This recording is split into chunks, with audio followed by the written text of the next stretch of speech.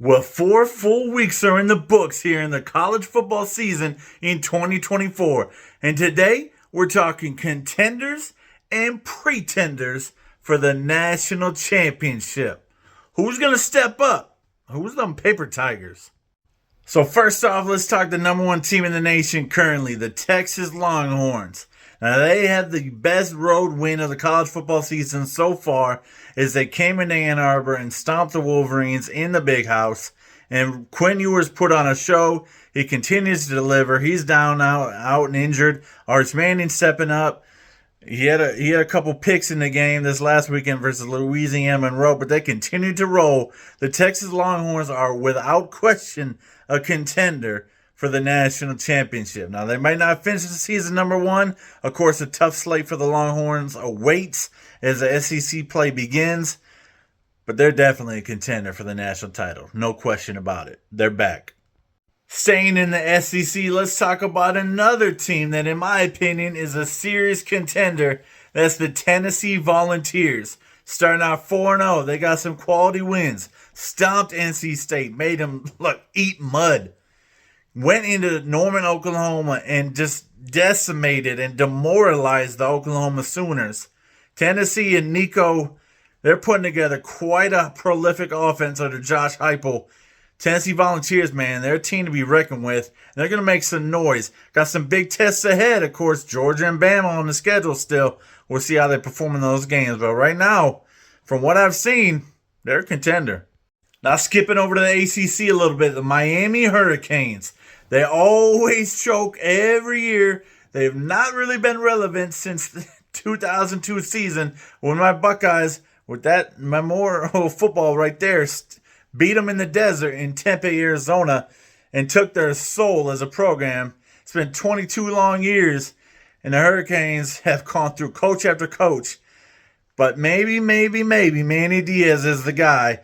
And perhaps with Cam Ward leading the way, putting up video game numbers at quarterback, maybe the Hurricanes are legit. They're not going to be tested too heavily in the ACC.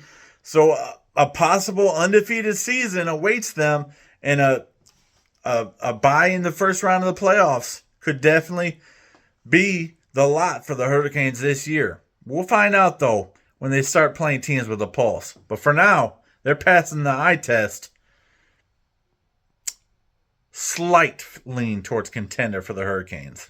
Jumping back to the SEC, a team I had slated for the SEC championship game, but is not performing up to the level and the standard that they were expected to enter in the season based on their preseason ranking. They've fallen out of the top 10, still undefeated, but two struggle wins for the Mizzou Tigers. They just do not appear to have it together, despite returning a vast majority of their starters, Luther Burden, Brady Cook. I don't know, man. Mizzou's got to figure it out offensively. I know they lost some stars defensively, but offensively, they brought almost everybody back except their superstar tailback. Mizzou Tigers, for right now, they're a pretender. Mosey on over to the Big Ten Conference. We're going to take a look at the Illini. That's right, Illinois. 4-0, Brett Bielema back in Big Ten country, and he's putting together a clinic on how to run the football like he's always done throughout his career. Play defense, smash mouth run football.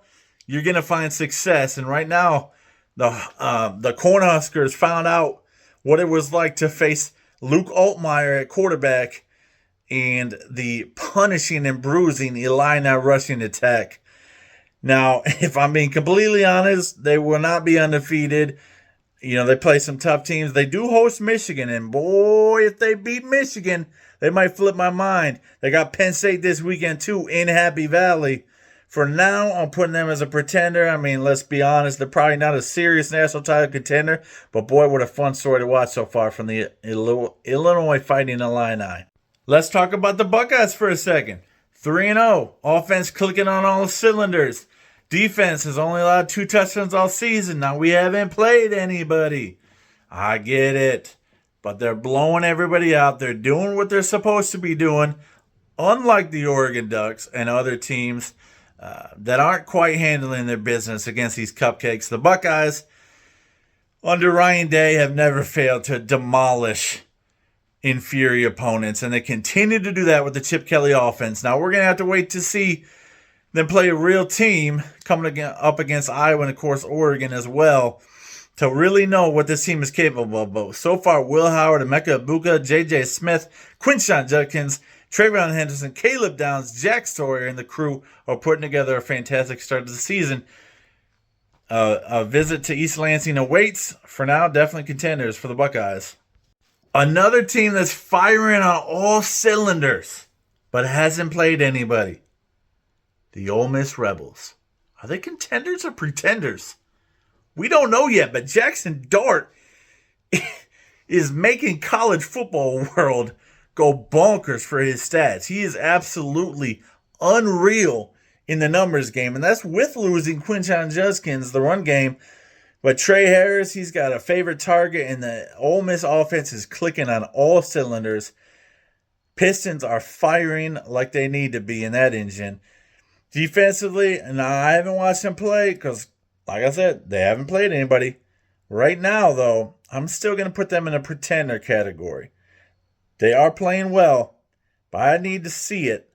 And I need to see Lane Kiffin coaching a big game and see what he comes up with. So for now, pretenders. And last but not least, Kyle Whittingham's Utah Utes. Always a physical and dominating football team, suffocating defense, bruising rushing attack. The Utah Utes are undefeated again, doing it once more under Kyle Whittingham. They're most likely going to win the Big 12. They won the first matchup versus Oklahoma State in Stillwater, and they will likely rematch against Oklahoma State unless another team steps up in the Big 12. They'll get a chance. Oklahoma State will get their shot, but I think Utah takes the Big 12 this year. That was my prediction at the beginning of the season, and I'm sticking with it. As far as a national contender, they are elite in their style of football, but they are not elite at a national level. They don't have the type of recruits it takes to win a national title.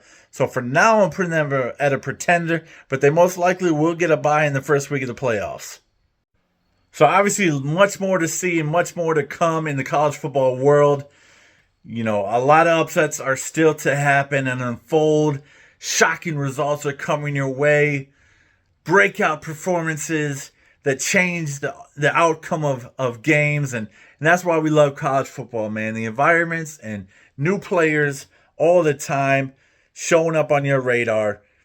It's been a fun 4 weeks so far. I'll give you an update in another couple weeks of who I think are your contenders and pretenders for the national championship. But for now, those are my contenders and pretenders. Hope you had a great Tuesday.